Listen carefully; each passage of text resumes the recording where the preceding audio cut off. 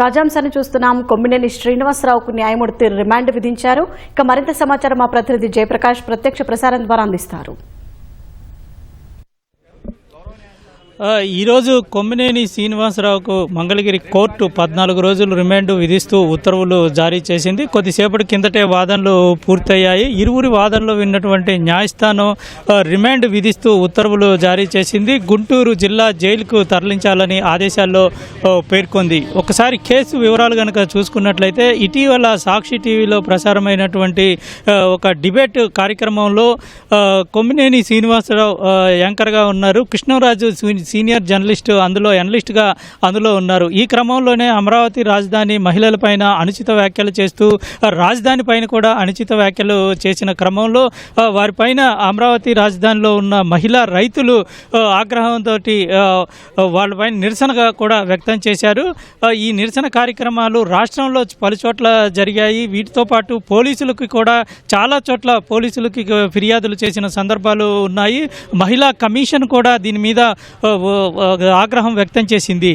ఈరోజు జాతీయ మహిళా కమిషన్ కూడా ఒక డీజీపీకి లెటర్ రాస్తూ దీనిపైన విచారణ జరపాలని చర్యలు తీసుకోవాలని అందులో తెలిపింది.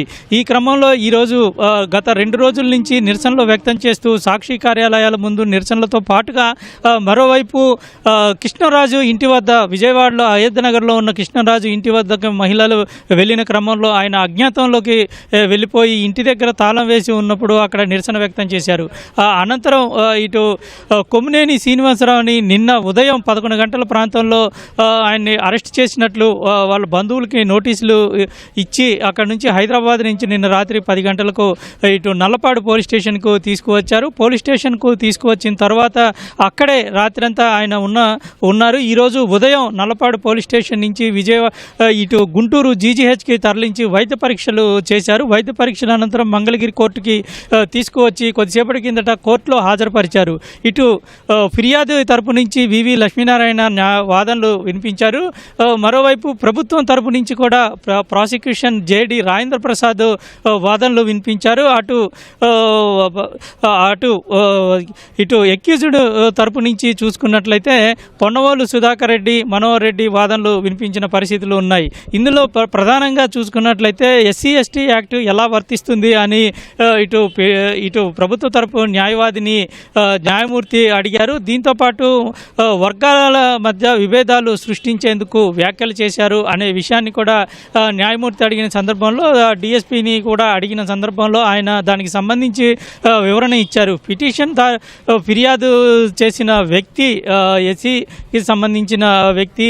దీంతోపాటు మహిళలని చాలా జుగుప్సాకరంగా ఉండే విధంగా వ్యాఖ్యానించటము, అదేవిధంగా రాష్ట్రం యొక్క పరువును డీగ్రేడ్ చేసే విధంగా వ్యాఖ్యానించటము, ప్రస్తుత కూటమి ప్రభుత్వంలో రాజధాని అమరావతిని విశ్వనగరంగా తీర్చిదిద్దాలని చాలా ప్రయత్నాలు జరుగుతూ ఉన్నాయి. ప్రపంచ పటంలోనే రాజధాని నగరాన్ని ఒక అద్భుతమైన నగరంగా తీర్చిదిద్దేందుకు, ప్రతిష్టను పెంచేందుకు ప్రభుత్వం ప్రయత్నిస్తుంది.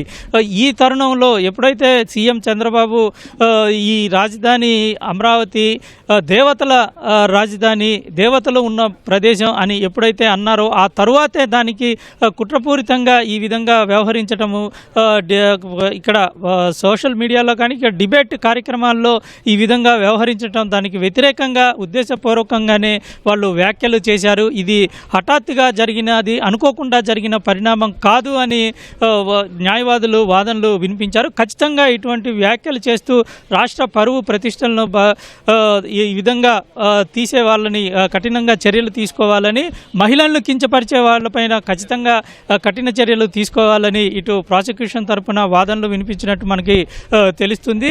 మరోవైపు ఇదంతా తెలియకుండా అంటే హఠాత్తుగా ప్రచారంలో భాగంగా జరిగింది. అమరావతి మహిళా రైతుల్ని అందులో ఉద్దేశించి ఏమీ అనలేదని అటువైపు నిందితుల తరపు నుంచి న్యాయవాదులు వాదనలు వినిపించారు. ఇరువురి వాదనలు పరిగణలోకి తీసుకున్న న్యాయస్థానం 14 రోజుల రిమాండ్ విధించింది. ఇదే విషయంలో ఇంకొకటి, ఎవరైనా సరే సరే వ్యాఖ్యలు చేసిన తర్వాత ఆ వ్యాఖ్యలలో ప్రజల నుంచి వ్యతిరేకత వచ్చినప్పుడు సాధారణంగా చాలామంది వ్యాఖ్యల పైన మేము అనుకోకుండా జరిగింది దీనిపైన దాన్ని ఖండిస్తూ క్షమాపణలు చెప్తూ వీడియోలు రిలీజ్ చేసే సందర్భాలు చాలా మనకి కనబడుతూ ఉన్నాయి. కానీ ఇక్కడ మాత్రం దాన్ని ఆ విధంగా కాకుండా దాన్ని సమర్థించుకునే ప్రయత్నం చేయటం అనేది ఇదంతా కావాలని చేస్తున్నారు అని దీని వెనకాల ఎవరు ఉన్నారు, ఎందుకు ఈ రకమైనటువంటి డిస్కషన్ నడిపే ప్రయత్నం చేశారు అనే విషయాలను ఇంకా రాబట్టాల్సిన అవసరం ఉందనేటువంటిది చెప్తూ ఉన్నారు. మొత్తం మీద ఈరోజు జరిగినటువంటి వాదనలో ప్రాసిక్యూషన్ తరపు నుంచి వాదనలు ఏకీభవిస్తూ 14 రోజుల రిమాండ్ విధించారు మంగళగిరి న్యాయస్థానం. మరికొద్దిసేపట్లోనే ఇక్కడి నుంచి గుంటూరు జిల్లా జైలుకు తీసుకువెళ్లే అవకాశాలు అయితే మనకి కనబడుతూ ఉన్నాయి. కెమెరామెన్ స్వామితో జయప్రకాష్, ఈటీవీ న్యూస్, మంగళగిరి నుంచి.